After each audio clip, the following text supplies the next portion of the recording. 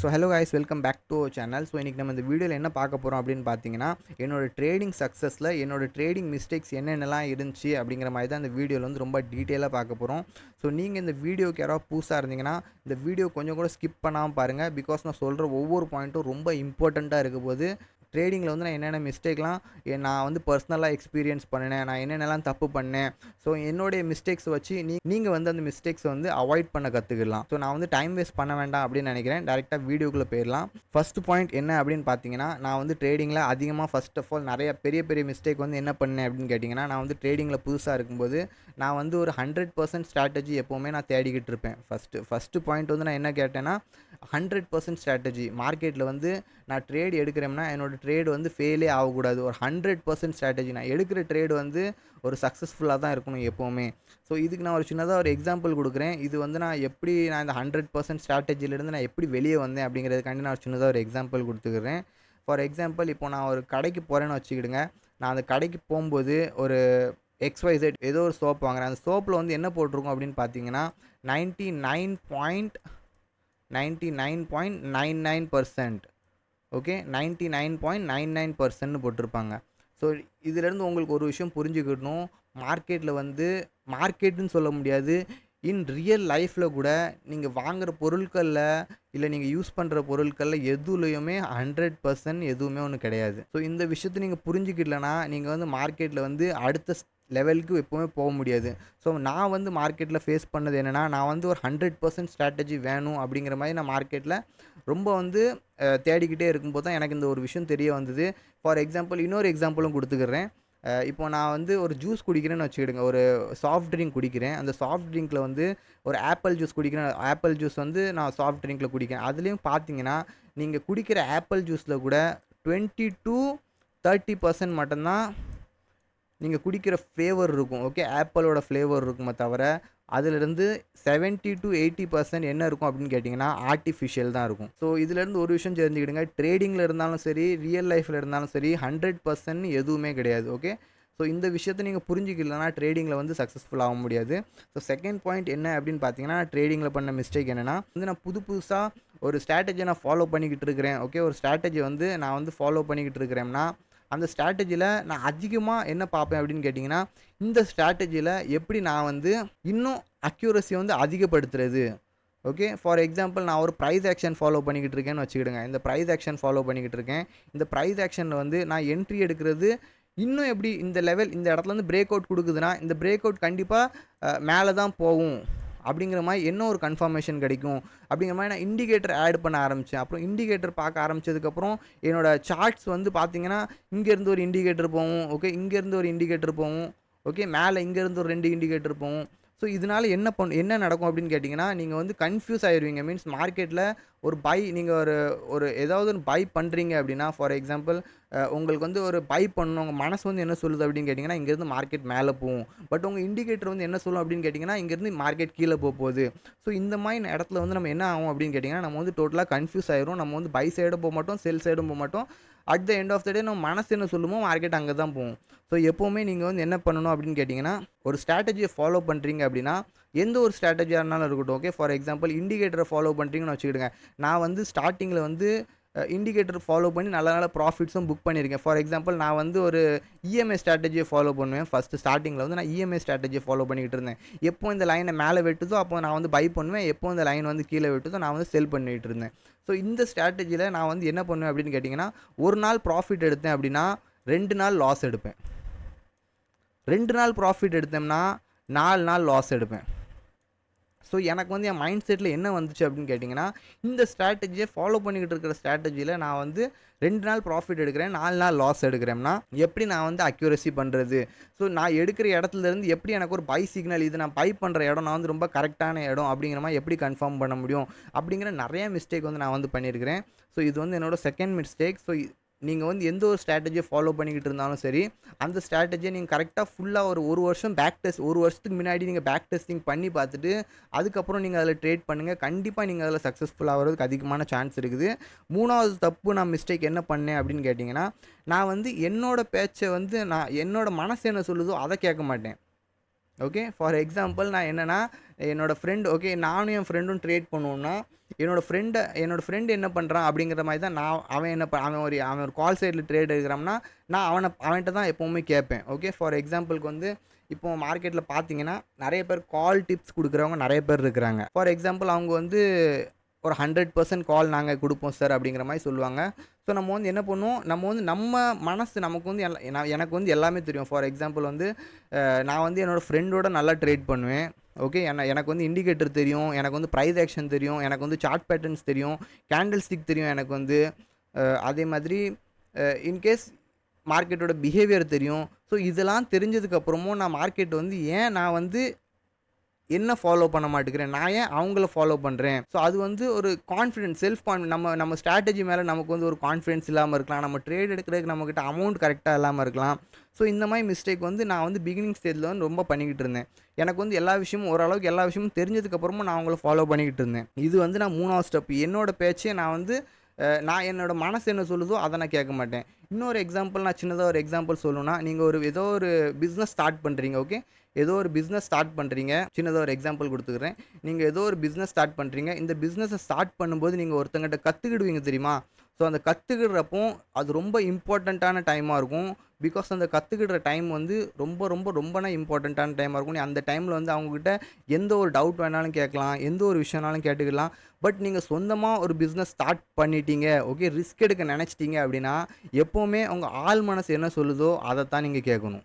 இது வந்து எப்போவுமே நீங்கள் சொந்தமாக யோசித்தா மட்டும்தான் நீங்கள் வந்து சக்ஸஸ்ஃபுல் ஆக முடியும். அதுவே அந்த டைமில் நீங்கள் பிஸ்னஸ் எல்லாம் கற்றுக்கிட்டதுக்கப்புறமும் நீங்கள் வந்து என்ன நினைக்கிறீங்க, இல்லை இவங்களோட சப்போர்ட் எனக்கு வேணும், இவங்களோட சப்போர்ட் இருந்தால் தான் நான் வந்து இன்னும் முன்னாடி போக முடியும் அப்படின்னு நினச்சிங்கன்னா, நீங்கள் அவங்க கூடயே தான் நிற்பீங்களே தவிர நீங்கள் அங்கேருந்து வெளியே வர முடியாது. அதுக்கு அடுத்த பாயிண்ட் வந்து, நான் வந்து ட்ரேடிங்கில் என்ன மிஸ்டேக் பண்ணிக்கிட்டு இருந்தேன் அப்படின்னு பார்த்தீங்கன்னா, நான் என்னோடய ட்ரேடில் வந்து கன்சிஸ்டண்ட்டாக என்னோடய ரிஸ்க்கை வந்து கூட்டிக்கிட்டே இருப்பேன். ஃபார் எக்ஸாம்பிளுக்கு வந்து நான் இன்றைக்கி வந்து நான் மார்க்கெட்டுக்குள்ளே வந்திருக்கிறேன். நான் வந்து இனிஷியல் ஸ்டேஜில் வந்து நான் மார்க்கெட்டில் வந்து என்னோடய கேபிட்டல் வந்து எவ்வளோ இருந்துச்சு பார்த்தீங்கன்னா, 10K to 15K தான் நான் மார்க்கெட்டுக்கு கொண்டு வந்திருந்தேன். ஓகே. நான் என்னோடய மார்க்கெட்டுக்குள்ளே வரும்போது என்னோடய கேபிட்டல் எவ்வளோ இருந்துச்சுன்னா 10K to 15K.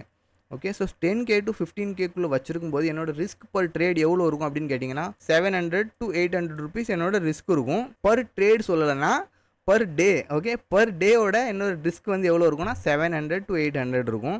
ஸோ என்னோடய ரிஸ்க்கை வந்து நான் கரெக்டாக எப்படி மேனேஜ் பண்ணணும் அப்படின்னு கேட்டிங்கன்னா, நான் வந்து இன்றைக்கி 700 rupees ரிஸ்க் எடுத்து நான் ஒரு 1500 rupees ப்ராஃபிட் புக் பண்ணிட்டேன் அப்படின்னா, ஸோ இந்த விஷயத்த நான் வந்து கொஞ்சம் கிளியராக இருந்தேன். ஓகே. நான் இது முதல்ல எல்லாத்துக்கும் கிளியராக சொல்லிக்கிறேன். எனக்கு வந்து நான் நிறையா பேர்ட்ட கற்றுக்கிட்ட ஒரு விஷயம் என்னென்னு கேட்டிங்கன்னா, நம்ம ரிஸ்க் எவ்வளோ எடுக்கிறோமோ அதுக்கு 2 மடங்காவது நம்ம ப்ராஃபிட் எடுத்தாகணும். ஸோ இந்த விஷயத்த நான் வந்து ஆல்மோஸ்ட் நான் கிளியராக இருந்தேன். ஓகே. ஸோ அதனால் இந்த மாதிரி பெரிய ப்ராஃபிட் எடுக்கும்போது கொஞ்சம் பயம் இருக்காது. பட் அதுவே ரிஸ்க்கை நான் வந்து எப்படி கூட்டுறேன் அப்படின்னு கேட்டிங்கன்னா, இன்றைக்கி நான் ஒரு 700 ரிஸ்க் எடுத்து நான் வந்து 1500 ப்ராஃபிட் எடுத்துட்டேன் அப்படின்னு கேட்டிங்கன்னா, இந்த 1500 ப்ராஃபிட்டை வந்து நான் மறுநாள் வரைக்கும் என்னால் வச்சுக்கிட முடியாது. ஸோ என்னோட மைண்ட் செட் என்ன போகும் அப்படின்னு கேட்டிங்கன்னா, நான் இந்த 700 இன்றைக்கி ப்ராஃபிட் எடுத்திருக்கேன்னா, நாளைக்கு வந்து நான் டேரெக்டாக என்னோட ரிஸ்க் வந்து எவ்வளோ இருக்கும்னு கேட்டிங்கன்னா, மறுநாள் என்னோட ரிஸ்க் வந்து 1000 ரிஸ்க் ஆகிருக்கும். ஒரு ட்ரேடில் வந்து நான் என்னோடய லாட் சைஸை நான் சிங்கிள் ட்ரேடில் ட்ரேட் எடுத்துக்கிட்டு இருப்பேன். ஒரு நாள் ப்ராஃபிட்டை பார்த்தோன்னே நான் என்னோடய மைண்ட் செட் என்ன தோணும் அப்படின்னு கேட்டிங்கன்னா, நாளைக்கு வந்து நம்ம 2 லாட்டில் ட்ரை பண்ணலாம். ஸோ நாளைக்கு நான் 2 லாட்டில் ட்ரை பண்ணும்போது என்ன ஆகும் அப்படின்னு கேட்டிங்கன்னா, அந்த நாள் வந்து நான் லாஸில் போயிடுவேன். ஸோ 700 நான் ரிஸ்க் எடுக்க வேண்டியது 1000 ஒரு ட்ரேடில் எனக்கு போகுதுன்னா, ஸோ என்னோடய மைண்ட் செட் என்ன ஆயிரும், 700 ரிஸ்க் எடுக்க வேண்டியதில்லை, 1000 நான் லூஸ் பண்ணுறேன் அப்படின்னா, ஸோ மறுநாள் வந்து என்னோடய மைண்ட் செட் வந்து என்ன சேஞ்ச் ஆகும் அப்படின்னு கேட்டிங்கன்னா, சரி இந்த 1000 எப்படியோ ரிகவர் பண்ணணும். ஸோ நம்மளோட லாட் சைஸை வந்து இப்போ என்ன 2 லாட்டில் வேலை பார்த்துக்கிட்டு இருந்ததை இனிமேல் நம்ம 3 லாட்டாக மாற்றினா மட்டும்தான் இந்த லாஸை வந்து நம்ம ரிகவர் பண்ண முடியும். ஸோ நம்மளோட மைண்ட் செட் எங்கே போயிடுது, ரிஸ்க் ரிவார்டு வந்து டோட்டலாக டேமேஜ் ஆயிரும். நம்ம வந்து ஒரு ட்ரேடில் வந்து இப்போ ஃபார் எக்ஸாம்பிளுக்கு வந்து நீங்கள் ஒரு ட்ரேட் எடுக்கிறீங்கன்னா, இன்றைக்கி வந்து 700 ரிஸ்க் எடுக்கிறீங்கன்னா, இந்த 700 வந்து ஒரு மாதம் ஃபுல்லாக நீங்கள் வந்து இந்த 700 மட்டும்தான் எடுக்கணும். ஃபார் எக்ஸாம்பிள் ஒரு மாதத்தில் வந்து எத்தனை ட்ரேடிங் செஷன் இருக்கும், 22 ட்ரேடிங் செஷன் இருக்கும். நீங்கள் 22ல் 20 days ட்ரேடிங் செஷன் அட்டன் பண்ணால் உங்களுக்கு வந்து ஒரு 20 days நீங்கள் வந்து ட்ரேடிங்கில் வந்து லாஸ் பண்ணால் கூட உங்களோட ட்ரேடிங்கில் எவ்வளோ நீங்கள் லாஸ் பண்ணுவீங்க, 7 7 14 ஓகே 14000 மேக்ஸிமம் 14000 லாஸ் ஆகும். எவ்வளோ ஆகும், 14K லாஸ் ஆகிறதுக்கு வாய்ப்பு இருக்குது. ஸோ ஓகே, இதில் நீங்கள் 14K லாஸ் பண்ணுறதுக்கு நீங்கள் ரெடியாக இருக்கிறீங்க அப்படின்னா உங்களுக்கு வந்து முதல்ல தெரியும் இந்த 14K தான் நம்ம கையை விட்டு போகுது. அதே மாதிரி இதில் ஒரு விஷயம் நீங்கள் என்ன கிளியராக நீங்கள் வந்து பிகினிங் ஸ்டேஜில் இருக்கீங்கன்னா இந்த 14K தாண்டி நீங்கள் வந்து ட்ரேட் பண்ண மாட்டீங்க. ஓகே, ஸோ ட்ரேடிங்கில் நீங்கள் ஃபஸ்ட்டு பண்ணணும். இதே மாதிரி ட்ரேட் வந்து ரிஸ்க்கை வந்து நம்ம கரெக்டாக மேனேஜ் பண்ணிக்கணும். ரிஸ்க்கை நம்ம கரெக்டாக ஃபஸ்ட்டு வந்து நம்ம தெரிஞ்சுக்கணும் ரிஸ்க் பர் ட்ரேடு. இப்போ இதே மாதிரி நான் 14K எனக்கு கிளியர் ஆகிட்டு, ஓகே, இந்த 14K எனக்கு தெரிய ஆரம்பிச்சிட்டுனா, ஸோ இதில் வந்து நம்ம எப்படி அக்யூரசி வந்து இப்போ நான் 700 rupees ரிஸ்க் எடுக்கிறேன்னா 20 நாளில் 14,000 போகும். எனக்கு மேக்ஸிமம் போனால் எவ்வளோ 14,000 போகும். ஸோ 14,000 போகும்போது என்னோடய ரிவார்டும் நான் வந்து எப்படி கவுண்ட் பண்ணும் அப்படின்னு கேட்டிங்கன்னா இதுக்கு 3 மடங்கு என்னோடய ரிவார்டாக இருக்கும். ஓகே, 14 14 28 மினிமம் என்னோட ரிவார்டு வந்து 28,000 மினிமம் என்னோட இதுன்னு இருக்கும். ரிவார்டு வந்து 28,000 இருக்கும். ஓகே, இதில் வந்து இடம் இல்லை. ஓகே, ஸோ அதனால் என்னோடய ரிவார்டு வந்து என்ன இருக்கும் 28,000 என்னோட ரிவார்டாக இருக்கும். ஸோ அதையும் நான் வந்து கேல்குலேட் பண்ணி வச்சுருப்பேன். ஸோ இது வந்து நம்ம எப்போ தெரிய வரும் அப்படின்னு கேட்டிங்கன்னா கரெக்டாக நம்ம ரிஸ்க் ரிவார்டை இந்த மெயின்டைன் பண்ணால் மட்டும்தான் இந்த ரிவார்டு வந்து நமக்கு கிடைக்கும். ஸோ இந்த ரிவார்டில் இந்த ரிஸ்க்கை வந்து நம்ம கூட்டி வச்சிட்டோம் அப்படின்னு கேட்டிங்கன்னா இந்த ரிஸ்க்கை வந்து நம்ம எப்போ கூட்டுறோமோ ஸோ நம்ம இப்போ ரிவார்டையும் கூட்டி ஆகணும். பட் சில நேரம் என்ன நடக்கும் அப்படின்னு கேட்டிங்கன்னா இந்த நம்மளோட ரிஸ்க்கை கூட்டும்போது ரிவார்டும் இந்த ரிவார்டு வந்தால் போதும் அப்படிங்கிற மாதிரி மைண்ட் செட் வந்துடும். ஓகே, ஸோ இந்த மிஸ்டேக்கும் நான் வந்து பண்ணிக்கிட்டு இருந்தேன். அடுத்த மிஸ்டேக் நான் என்ன பண்ணிக்கிட்டு இருந்தேன் அப்படின்னு பார்த்தீங்கன்னா நிறையா செக்மெண்ட்டில் நான் வந்து வேலை பார்க்க ஆரம்பிச்சிட்டேன். அது ஒரு தப்பு. என்ன தப்பு அப்படின்னு கேட்டிங்கன்னா இன்றைக்கி நான் இப்போ பார்த்தீங்கன்னா மார்க்கெட்டில் வந்து டெய்லி வந்து எக்ஸ்பைரி ஸ்டார்ட் ஆயிடுச்சு. ஓகே, இன்றைக்கி வந்து பேங்க் நிஃப்டியில் எக்ஸ்பைரி ஆகுதுன்னா நாளைக்கு நிஃப்டியில் எக்ஸ்பைரி ஆகும். அதுக்கு அடுத்த நாள் ஃபின் நிஃப்டியில் எக்ஸ்பைரி ஆகும். அதுக்கு அடுத்த நாள் சென்செக்ஸில் எக்ஸ்பைரி ஆகும். அதுக்கு அடுத்த நாள் பேங்க் நிக்ஸில் எக்ஸ்பைரி ஆகும். ஸோ இத்தனை இடத்துல எக்ஸ்பைரி ஆகும்போது இப்போ புதுசாக இருக்கிறவங்க ட்ரேடர்லாம் என்ன பண்ணுவாங்க அப்படின்னு கேட்டாங்கன்னா எல்லா எக்ஸ்பைரியிலும் டெய்லி எக்ஸ்பைரியில் வந்து காசு சம்பாதிக்கணும் அப்படின்னு நினைப்பாங்க. ஸோ அந்த மைண்ட் செட் எனக்கும் இருந்துச்சு. பட் அந்த டைமில் வந்து டெய்லி எக்ஸ்பைரி கிடையாது. அந்த டைமில் வந்து வீக்லி நான் வந்து ரெண்டு செக்மெண்ட் தான் இருந்துச்சு. நிஃப்டி, பேங்க் நிஃப்டி, இது 2 மட்டும் தான் இருந்துச்சு. இந்த 2 செக்டரில் நான் வந்து சில நேரம் பேங்க் நிஃப்டியில் வேலை பார்ப்பேன், சில நேரம் நிஃப்டியில் வேலை பார்ப்பேன். ஸோ அப்படிங்கிற மாதிரி நான் டெய்லி ஒவ்வொரு செக்மெண்ட்டில் வேலை பார்த்துக்கிட்டு இருந்தேன். ஸோ அந்த இடத்துல என்ன ஆகும் அப்படின்னு கேட்டிங்கன்னா மார்க்கெட்டோட ஸ்ட்ரக்சர் வந்து நமக்கு புரியறதுக்கு ரொம்ப டைம் எடுக்கும். இப்போ நம்ம ஒரே செக்டரில் வேலை பார்க்குறோம் அப்படின்னா இப்போ நான் பேங்க் நிஃப்டியில் என்னோட டெய்லி லைவ் வந்து அட்டன் பண்ணுறீங்க அப்படின்னா உங்களுக்கு தெரியும் நான் வந்து பேங்க் நிஃப்டியில் மட்டும்தான் வேலை செய்வேன். பிகாஸ் எனக்கு அந்த பேங்க் நிஃப்டி ஸ்ட்ரக்சர் வந்து எனக்கு தெரியும். மார்க்கெட்டில் வந்து இந்த ஸ்ட்ரக்சர் இந்த மாதிரி பேட்டர்ன் ஃபார்ம் ஆச்சுன்னா மார்க்கெட் வந்து இந்த மாதிரி தான் இது பண்ணும். ஓகே, இந்த மாதிரி பேட்டர்ன் ஃபார்ம் ஆச்சுன்னா மார்க்கெட் இதுதான் ரியாக்ட் பண்ணும் அப்படிங்கிற மாதிரி எனக்கு ஒரு விஷயம் தெரியும். ஸோ இந்த விஷயம் புரிஞ்சுக்கிறதுக்கு நீங்கள் என்ன பண்ணணும் அப்படின்னு கேட்டிங்கன்னா ஒரே ஒரு செக்மெண்ட்டில் வேலை பார்க்க கற்றுக்கணும். நீங்கள் நிஃப்டியில் வேலை பார்க்குறீங்க அப்படின்னா கரெக்டாக நிஃப்டியை மட்டும்தான் டெய்லி ஃபாலோ பண்ணணும். நீங்கள் பேங்க் நிஃப்டியில் வேலை பார்க்குறீங்கன்னா அந்த பேங்க் நிஃப்டி செக்டரை மட்டும் நீங்கள் பிடிச்சிக்கிடுங்க. நீங்கள் அதை மட்டும் பிடிச்சிக்கிட்டீங்க அப்படின்னா பேங்க் நிஃப்டி செக்டரை நீங்கள் கரெக்டாக புரிஞ்சு அந்த செக்மெண்ட் எப்படி ஒர்க் ஆகுது, அந்த செக்மெண்ட்டில் எப்படி எந்த இடத்துல சப்போர்ட் அண்ட் ரெசிஸ்டன்ஸில் கரெக்டாக ஒர்க் ஆகுதா, இல்லை அந்த மார்க்கெட் வந்து எப்படி ட்ராப் பண்ணுறாங்களா கரெக்டாக புரிஞ்சுக்கிடுங்க. அதை புரிஞ்சு நீங்கள் வேலை பார்த்தீங்கன்னா கண்டிப்பாக இதில் வந்து சக்ஸஸ் ஆகிறதுக்கு அதிகமான சான்ஸ் இருக்குது. இதில் என்ன பண்ண தப்பு அப்படின்னு கேட்டிங்கன்னா நான் வந்து 2-3 செக்டரில் வந்து சில நிஃப்டியில் ட்ரேட் இருக்குது, சில பேங்க் நிஃப்டியில் ட்ரேட் இருக்குது. ஸோ இந்த மாதிரி பண்ணதுனால இது எனக்கு ஒரு மிஸ்டேக்காக தெரிஞ்சு. ஸோ அதனால் நான் இதில் மென்ஷன் பண்ணிக்கிறேன். நான் அடுத்த மிஸ்டேக் நான் என்ன பண்ணேன் அப்படின்னு கேட்டிங்கன்னா நான் வந்து ஒரு நாளைக்கு வந்து 4 மணி நேரம் 4 to 5 மணி நேரம் நான் வந்து ட்ரேட் பண்ணுறதுலே நான் சிஸ்டம்லேயே உட்காந்துக்கிட்டு இருப்பேன். ஒரு விஷயம் புரிஞ்சுக்கிடுங்க, ட்ரேடிங்கில் வந்து நீங்கள் எவ்வளோத்துக்குள்ளே ஒரு ட்ரேடர், ஓகே, ஒரு ட்ரேடராக இருக்கீங்க, நீங்கள் ஒரு ட்ரேடராக இருக்கீங்கன்னா நீங்கள் வந்து 4லேருந்து 5 மணி நேரம் கொடுக்குறனால நீங்கள் வந்து மார்க்கெட்லேருந்து ப்ராஃபிட்டபிள் ஆயிட முடியாது. ஓகே, நான் வந்து என்னோட டெய்லி லைவ் செஷனில் நான் வந்து டெய்லி லைவ் வந்து கண்டக்ட் பண்ணிக்கிட்டு இருப்பேன் யூடியூப்பில். ஸோ நீங்கள் லைவில் ஜாயின் பண்ணாமல் இருக்கிறீங்க அப்படின்னா நம்மளோட டெய்லி லைவுக்கு வாங்க. நம்ம டெய்லி ட்ரேட் எடுப்போம், லைவ் மார்க்கெட்டில் லைவ் ட்ரேட் எடுப்போம். ஸோ அந்த லைவ் ட்ரேடில் நீங்கள் பாருங்கள் மார்க்கெட்டில் வந்து எப்படி நம்ம ட்ரேட் எடுக்கிறோம், நம்ம எப்படி ட்ரேட் எடுத்ததுக்கப்புறம் எத்தனை ட்ரேட் மார்க்கெட்டில் எடுக்கிறோம் ஃபர்ஸ்ட் ஆஃப் ஆல் அதை நீங்கள் ஃபாலோ பண்ணுங்கள். பிகாஸ் நான் வந்து 4 மணி நேரம் 5 மணி நேரம் ட்ரேட் எடுத்துக்கிட்டு இருக்கேன்னு வச்சுக்கிடுங்க. 4 மணி நேரம் 5 மணி நேரம் ட்ரேட் எடுத்ததுக்கப்புறமும் நான் வந்து at the end of the day வந்து என்ன பண்ணுவேன்னா லாஸில் தான் க்ளோஸ் பண்ணுவேன். காலையில் வந்து நான் ப்ராஃபிட்டில் இருப்பேன். ஓகே, மார்னிங்கில் வந்து ஆல்மோஸ்ட் வந்து ஒரு 2000 3000 ப்ராஃபிட்டில் இருப்பேன். பட் அந்த 4-5 மணி நேரம் நான் ட்ரேடிங்கில் உட்காரும்போது எனக்கு வந்து என்ன ஆகும் அப்படின்னு கேட்டிங்கன்னா நான் எடுத்த ப்ராஃபிட்டை 2000 ப்ராஃபிட் எடுக்கிறேன்னா இந்த 4 மணி நேரம் உட்காடுறோம்னா இன்னும் 2 ட்ரேட் அடிச்சேன்னு நினச்சிக்கிடுங்க. இந்த 2000 புஷ், இந்த 2000 க்ளோஸ் ப்ளஸ் இதுக்கு மேலே நம்ம வந்து ப்ரோக்கரேஜும் கொடுக்கணும் மார்க்கெட்டுக்கு. ட்ரேடர் அந்த ப்ரோக்கரேஜ் ஃபார்ம் வந்து நம்மக்கிட்ட வந்து சம்பாதிச்சுட்டு போயிடுவாங்க. ஒரு ட்ரேடுக்கு 60 ரூபா ப்ரோக்கரேஜ் போகும். ஸோ இன்ட்டு பண்ணிக்கலாம். ஓகே, சிங்கிள் லாட்டில் பண்ணால் 60 ரூபா போகும். ஓகே, ஒரு நாளைக்கு 4 ட்ரேட் எடுத்தேன் அப்படின்னா நீங்கள் நினச்சி பாருங்கள் ஒரு ட்ரேடுக்கு பை சேலுக்கு வந்து 60 ரூபா போகும். ஸோ 60 4 ட்ரேட்னா 120 240 ரூபா. ஓகே, 240 ரூபா என் கையிலேருந்து போயிடும். ஸோ அதனால தான் எப்போவுமே நான் வந்து இந்த மிஸ்டேக் வந்து இதில் மென்ஷன் பண்ணணும் அப்படின்னு நினச்சேன். ஒரு நாளைக்கு நீங்கள் ஒரு ட்ரேட் இல்லை 2 ட்ரேட் எடுத்தால் போதும். நான் வந்து ட்ரேட் பண்ணுறது இப்போ எப்படின்னு பார்த்தீங்கன்னா, நான் வந்து காலையில் மார்க்கெட்டில் வாலட்டைலை வந்து கேப்சர் பண்ணணும் அப்படின்னு நினைப்பேன். ஓகே, மார்க்கெட்டில் காலையில் மார்க்கெட் ஓப்பன் ஆகுது அப்படின்னா அந்த டைமில் வந்து நான் வந்து ஆல்மோஸ்ட் ட்ரை பண்ணுவேன். என்னோடய ட்ரேடை வந்து 9லேருந்து 10 மணிக்குள்ளே நான் வந்து ட்ரேடை க்ளோஸ் பண்ணணும். ஓகே, என்ட்ரி பண்ணி எக்ஸிட் பண்ணிடணும் அப்படிங்கிற மாதிரி நினைப்பேன். அதே தான் நான் வந்து லைவ்லையும் சொல்லி கொடுத்துக்கிட்டு இருக்கிறேன். இப்போ நம்ம ட்ரேட் எடுக்கிறோம்னா அந்த ட்ரேடில் வந்து நம்ம ரொம்ப நேரம் வெயிட் பண்ணவும் கூடாது. அதே மாதிரி ட்ரேட் எடுக்கிறோம்னா ஒன்று ஸ்டாப் லாஸ் கொடுக்கும், இல்லை டார்கெட் கொடுக்கும். 1 or 2 ட்ரேட்ஸ். ஒரு ஸ்டாப் லாஸ் வந்துச்சுன்னா இன்னொரு ட்ரேட் எடுப்பேன். ஓகே, அந்த இன்னொரு ட்ரேட் எடுக்கும் அப்படிங்கிற மனசு வரும். ஓகே, எல்லாத்துக்கும் ஒரு ஸ்டாப் லாஸ் வந்துச்சுன்னா எல்லாத்துக்குமே தோணும் இன்னொரு ட்ரேட் எடுக்கணும் அப்படிங்கிற மாதிரி. ஸோ இன்னொரு ட்ரேட் எடுப்பேன். அப்படி இல்லை, எனக்கு வந்து ஒரு ட்ரேடில் வந்து நல்ல ப்ராஃபிட் வந்துருச்சு, ஓகே, ஒரு ட்ரேடில் 4000 ரூபா 5000 ரூபா ப்ராஃபிட் வந்துருச்சுன்னா நான் அந்த நாளைக்கு வந்து மார்க்கெட்டை க்ளோஸ் பண்ணிவிட்டு அந்த நாள் டோட்டலாக நான் வெளியே போயிடுவேன். ஓகே, மார்க்கெட்டுக்கு இருக்க மாட்டேன். அதுக்கப்புறம் மார்க்கெட் க்ளோஸ் ஆனதுக்கப்புறம் தான் நான் மார்க்கெட்டை ஓப்பன் பண்ணி பார்ப்பேன். ஓகே, ஸோ நீங்கள் மார்க்கெட்டில் ஃபுல் டே இருக்கிறனால 4 மணி நேரம் 5 மணி நேரம் மார்க்கெட்டில் இருக்கிறனால உங்களுக்கு மார்க்கெட் வந்து ப்ராஃபிட் கொடுக்க போகிறது கிடையாது. ஸோ இந்த விஷயத்தை நீங்கள் புரிஞ்சுக்கணும். ஸோ அடுத்த மிஸ்டேக் என்ன அப்படின்னு பார்த்தீங்கன்னா, இப்போ நான் வந்து ஒரு ஸ்மாலர் டைம் ஃப்ரேமில் வந்து ட்ரேட் பண்ணுற ஆள். ஓகே, என்னோடய ட்ரேடிங் பார்த்தீங்கன்னா 1 minute டைம் ஃப்ரேமில் தான் நான் வந்து ட்ரேட் பண்ணுவேன். ஸோ இதில் வந்து ஒரு விஷயம் புரிஞ்சுக்கிட்டணும்னா, இது வந்து நான் இது எக்ஸாம்பிளாக தான் சொல்கிறேன். பிகாஸ் நான் வந்து இது வந்து நான் எப்போவுமே நான் வந்து இது உங்களுக்கு வந்து ஒரு எக்ஸாம்பிளாக தான் சொல்லணும் அப்படின்னு நினைக்கிறேன். இதில் வந்து எப்போவுமே நீங்கள் ஒரு ஸ்மாலர் டைம் ஃப்ரேமில் ட்ரேட் பண்ணுறவங்களா இருந்தீங்கன்னா எப்போவுமே நீங்கள் வந்து ஒரு 5 minutes டைம் ஃப்ரேம் இல்லை 15 minutes டைம் ஃப்ரேம் வந்து எப்போவுமே பார்க்க கற்றுக்கிடுங்க. 5 minutes இல்லை 15 minutes டைம் ஃப்ரேம் பார்க்க கற்றுக்கிடுங்க.